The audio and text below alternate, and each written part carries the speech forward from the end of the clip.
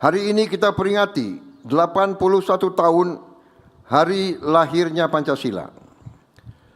81 tahun yang lalu, Bung Karno berdiri di hadapan sidang Badan Penyelidik Usaha-Usaha Persiapan Kemerdekaan Indonesia dan menyampaikan gagasan besar yang kemudian menjadi dasar falsafah negara Republik Indonesia. Pancasila lahir bukan dari ruang kosong. Pancasila lahir dari sejarah, pengalaman, budaya, dan cita-cita bangsa Indonesia sendiri. Pancasila adalah sebuah konsensus agung, suatu kesepakatan kebangsaan yang memungkinkan bangsa kita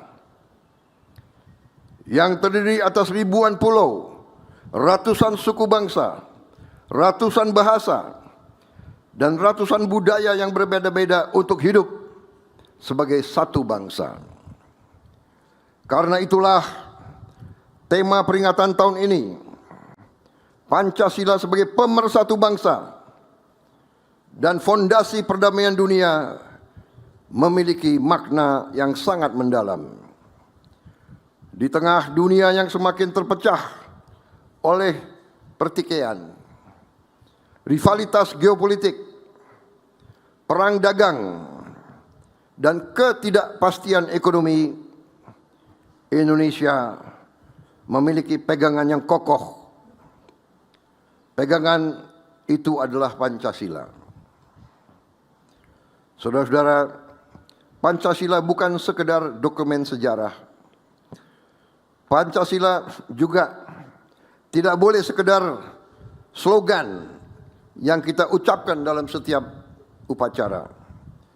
Pancasila adalah pedoman untuk mengatur kehidupan berbangsa, kehidupan bermasyarakat, kehidupan bernegara, termasuk bagaimana kita membangun sistem ekonomi nasional kita.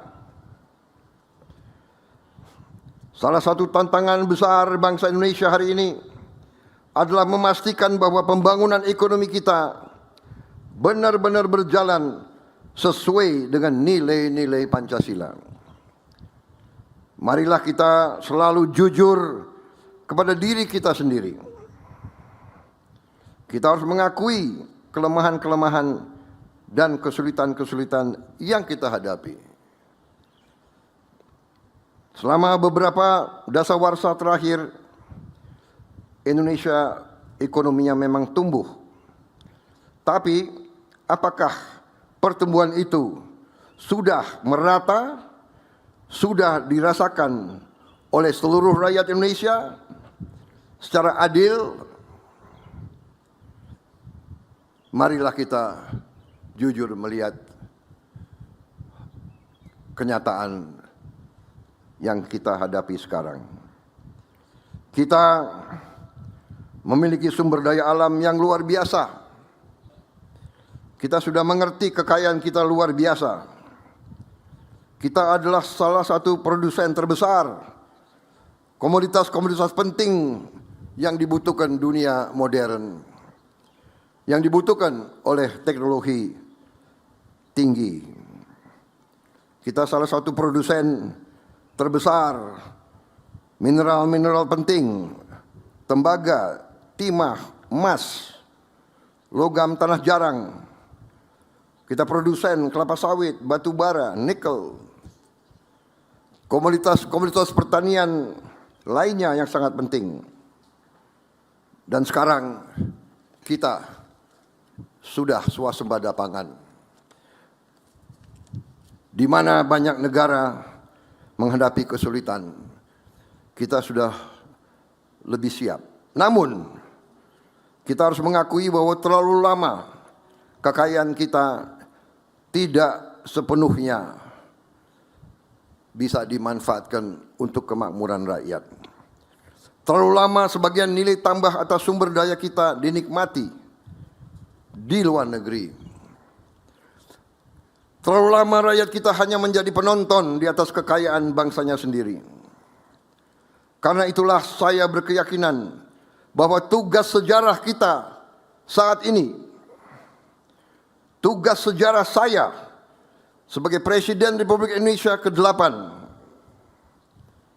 sebagai mandataris rakyat yang disumpah di hadapan rakyat, adalah untuk melakukan transformasi bangsa, terutama transformasi ekonomi nasional kita. Transformasi dari ekonomi yang belum sepenuhnya berlandaskan Pancasila menuju ekonomi yang sungguh-sungguh berdasarkan Pancasila. Saudara-saudara, apa arti ekonomi berdasarkan Pancasila?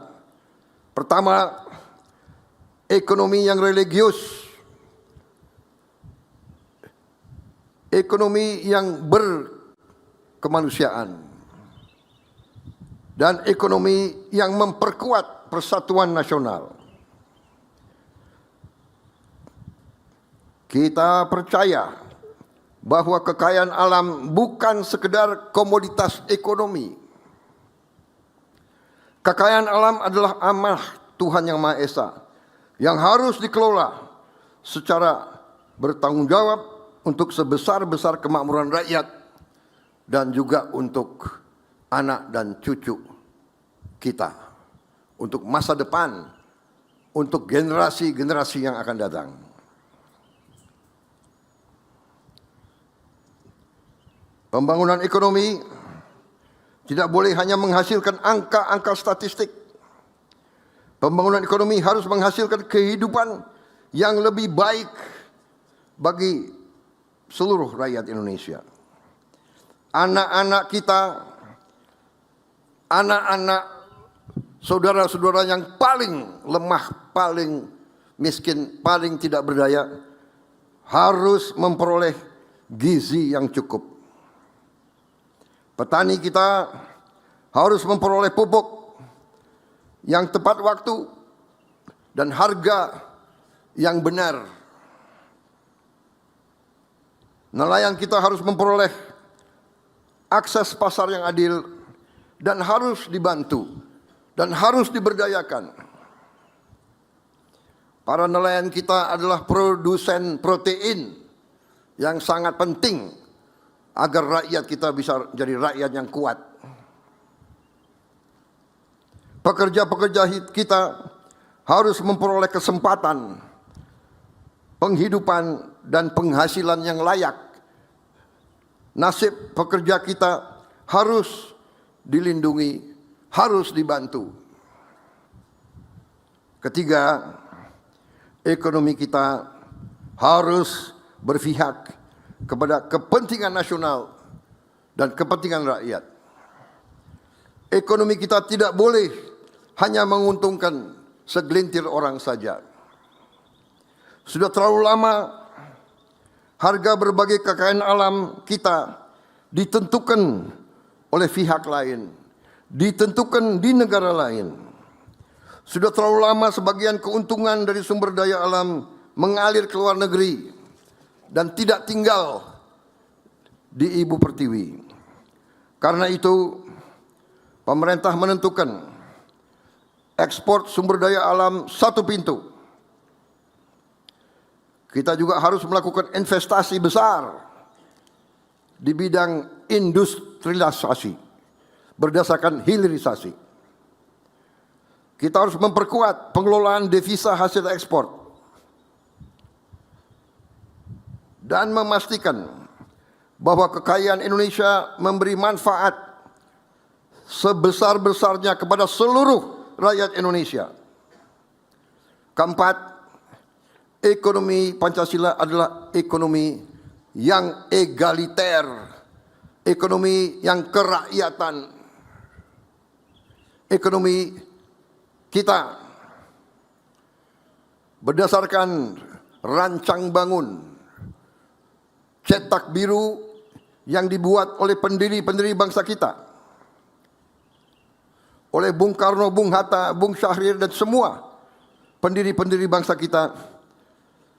tertuang dengan sangat jelas dalam pasal 33 Undang-Undang Dasar 1945, di mana sangat jelas diamanatkan bahwa perekonomian Indonesia disusun sebagai usaha bersama berdasarkan azas kekeluargaan.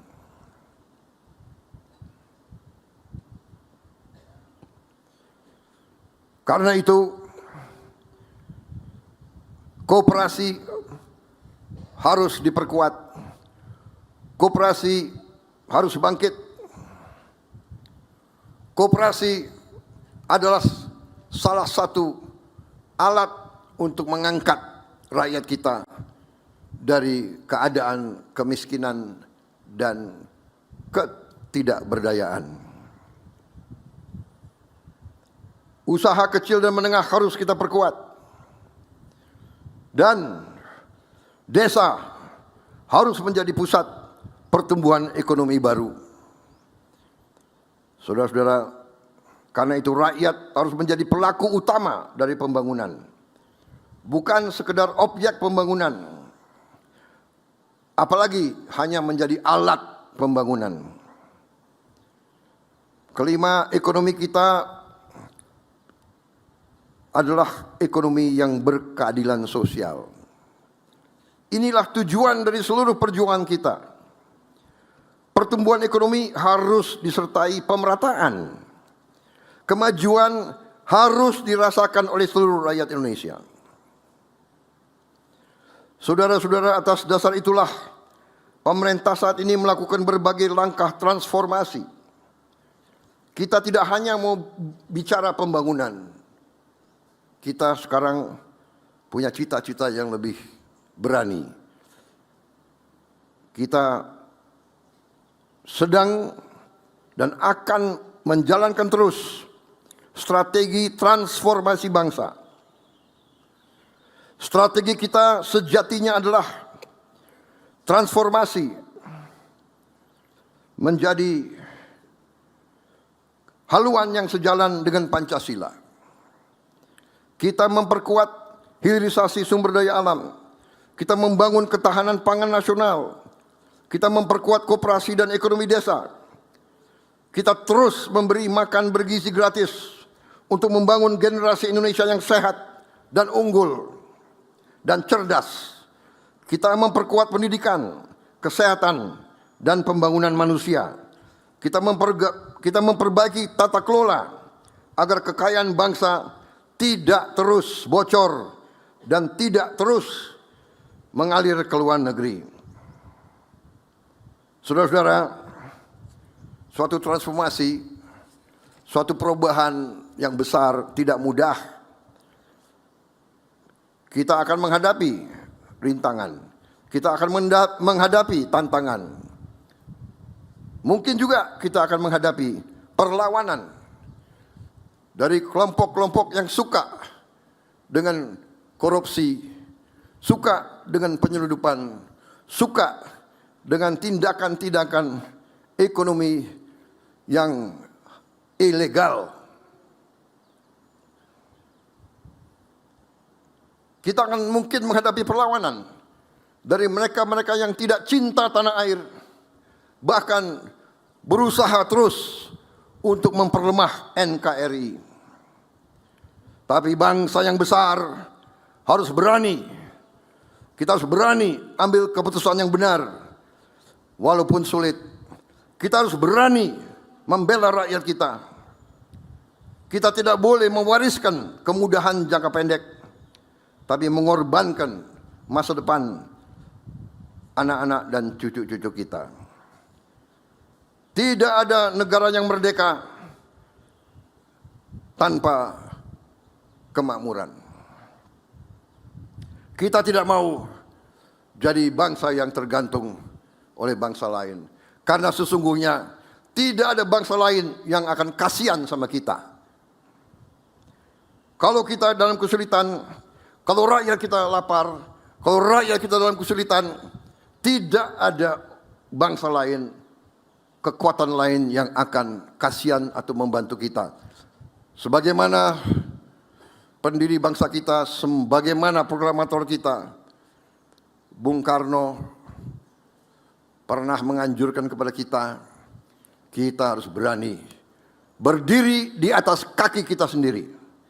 Itu adalah intisari daripada negara yang berdaulat. Saudara-saudara, Pancasila telah mempersatukan bangsa Indonesia selama 81 tahun. Banyak pihak, banyak negara yang mengatakan Indonesia tidak bisa utuh, Indonesia tidak bisa bertahan.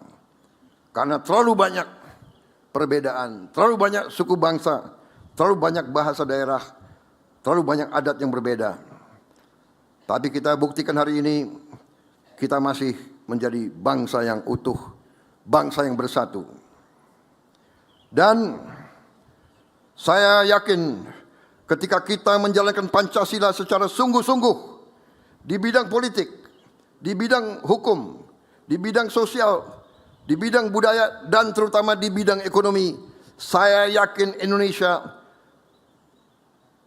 tidak hanya akan menjadi negara maju dan makmur, Indonesia akan menjadi bangsa yang dihormati oleh bangsa-bangsa lain karena rakyatnya sejahtera. Bangsa yang kuat karena persatuannya, bangsa yang makmur karena keadilannya, bangsa yang besar karena kemanusiaannya, bangsa yang mampu menjadi kekuatan bagi perdamaian dunia, bangsa yang tidak minta-minta bantuan, bangsa yang mampu membantu bangsa-bangsa lain. Mari kita jaga Pancasila, mari kita amalkan Pancasila, mari kita wujudkan Indonesia yang adil, makmur, berdaulat, dan bermartabat.